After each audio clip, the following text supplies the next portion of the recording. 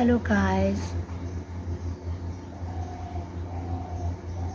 सुबह से कोई काम नहीं सूझ रहा है। बेटू को स्कूल भेज दिया है क्योंकि बेटू के इतने सारे क्वेश्चंस थे।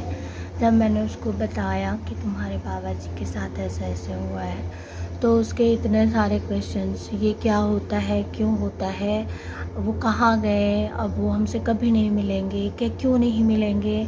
मतलब बेटू के बहुत सारे क्वेश्चंस। कल का ब्लॉग जो मैंने छोड़ा वहाँ पे जैसे ही मुझे न्यूज़ मिली और थोड़ा सा शेयर किया मैंने ऑन कैमरा, बट मैं बहुत ज़्यादा इमोशनल हो रही थी इसलिए मैंने वहीं पे उसे स्टॉप कर दिया और उसके बाद आगे मैंने कंटिन्यू ही नहीं किया। मैं कर ही नहीं पाई, बहुत ज़्यादा अपसेट थी। 1 बजे जस्ट मुझे जैसे ही पता चला मैंने शर्मा जी को कॉल किया और वो तुरंत ऑफिस से आए और निकल गए वहाँ के लिए। हम भी चले जाते पर आप लोगों को जैसे कि पता ही है कि केसू और बेटू दोनों की तबीयत ख़राब और घर में सब लोग ऑलमोस्ट 1 दिन पहले सब लोग बीमार थे। बस शर्मा जी ने थोड़ा सा रिकवर किया हुआ था और बेटू थोड़ी सी आज ठीक थी तो आज स्कूल भेज दिया उसको।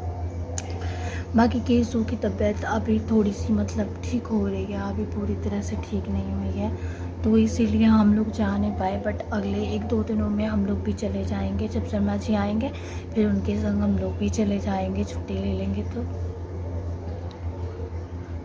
कुछ भी अच्छा नहीं लग रहा है। कोई काम नहीं किया है अभी तक। केशव दो बार उठा है बट उसको सुला दिया है। कल रात को कुछ खाया नहीं था, बस पड़ोस से वो मंगाया था, चाय मंगाई थी छत से और दूध बच्चों के लिए गर्म करके मंगा लिया था। बच्चों को दूध और ब्रेड खिला दिया था और मैंने चाय पी ली थी। अभी मॉर्निंग का टाइम है और चाय की तलब लग रही है बट कोई बात नहीं।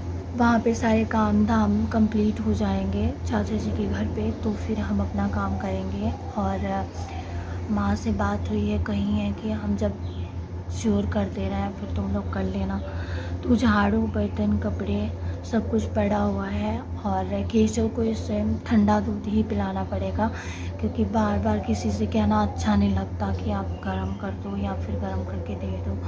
तो केशव को देखती हूँ एक बार ही ठंडा दूध ही पिला दूँगी। और बेटू को तो मैंने बिस्किट्स वगैरह दे करके, जब कभी दुखी रहो या मन किसी बात को लेकर परेशान रहे तो शांत रहने का मन करता है, आराम से कहीं बैठने का और चुप रहने का। मतलब बिल्कुल भी बोलने का मन नहीं हो रहा था उसके मुँह से।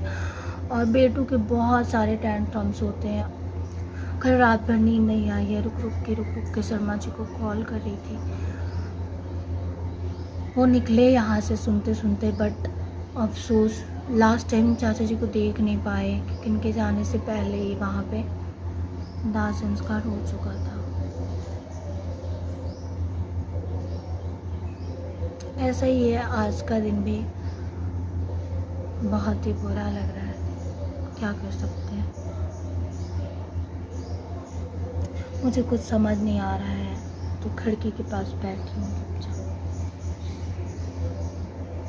इंतज़ार कर रही हूँ माँ के फ़ोन का आएगा तो उसके बाद झाड़ू और बर्तन कर लूँगी। झाड़ू पोछा बर्तन। मेरी शादी के बाद ससुराल में फर्स्ट टाइम ऐसा कुछ बुरा हुआ है, इतना डीपली बहुत बुरा लग रहा है मुझे।